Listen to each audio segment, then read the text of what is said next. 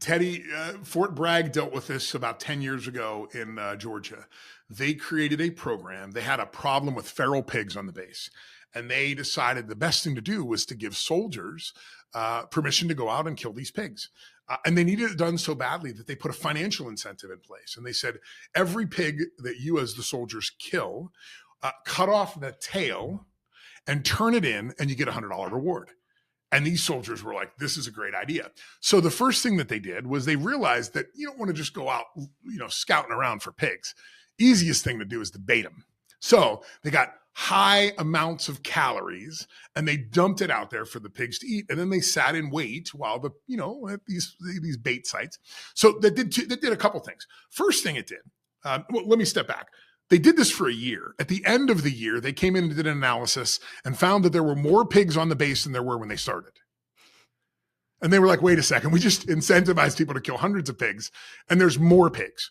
So they did an analysis and they found something very interesting. The first thing is that the baiting of the pigs increased the nutrition that the pigs were getting, increasing the carrying capacity of the base, meaning that females became significantly more fertile and they were much more likely for their young to live. The second thing that happened is not only did the guys want to get the $100 for the tail, but one of the commanders on the base created a pool where everybody threw money in to see who could kill the biggest pig. Well, let me tell you something about pigs. Big pigs are always boy pigs. So the only pigs that were being shot were the big boars. You have all these fertile females. None of them are being killed. They're highly more fertile now. They're only killing the trophy-sized males, meaning all the teenage boy pigs are like, this is good times, baby. I mean, every female pig is in heat. Every one of them is highly fertile, and all the big bully males are out of the way. This is like, this is like, Meatloaf and Dashboard Lights. I mean, this is good stuff, right? So all of a sudden they have this explosion of births on the base. But the other thing they found was this. Not only was it just the nutrition, not only was it just the trophies, but there was a slaughterhouse located just 10 miles away from the base. And that slaughterhouse slaughtered pigs. And guess what they started offering for sale right after the incentive went into place?